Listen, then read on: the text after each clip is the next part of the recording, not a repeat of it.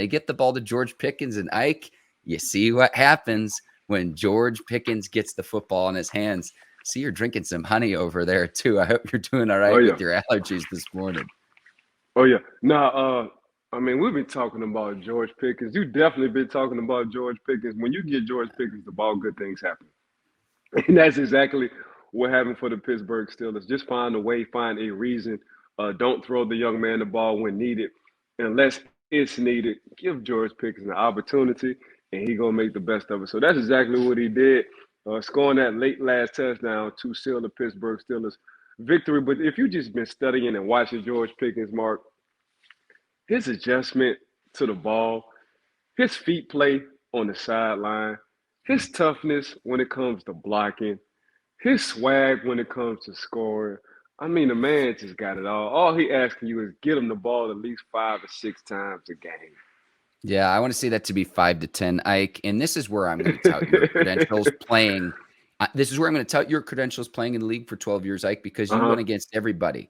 And you went against really high caliber teammates that were receivers. And I could list all the names of the great receivers you played. So when you were boots on the ground in training camp and you go, oh yeah, George Pickens is the real deal, I take that a little bit more seriously given your decade plus of experience as a player.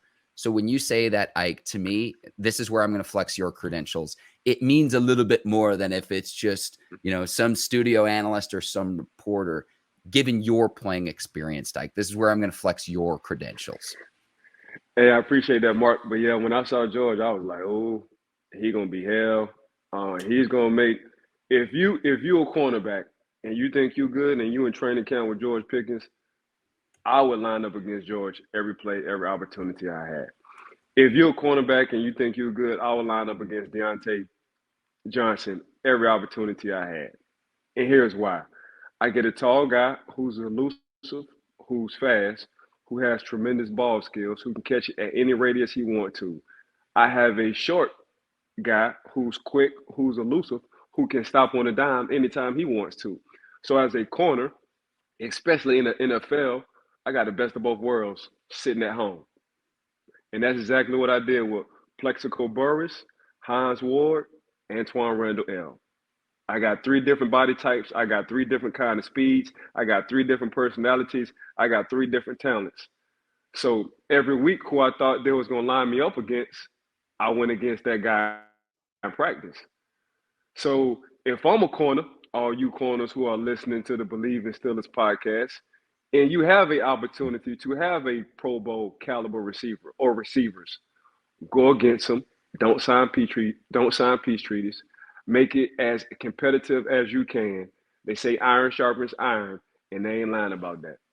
Ike, was it almost easier for you once you got to the games compared to who you would go up against in practice? I wouldn't say easy, Mark, because I would never want to discredit anybody who plays in the NFL. But it was smoother. It wasn't much as a hassle. All I had to do was study the offensive coordinator. I knew who I was going against. Okay, how do the OC want to get him the ball? Do the quarterback and the receiver have a good relationship? Are they married? Is it up and down?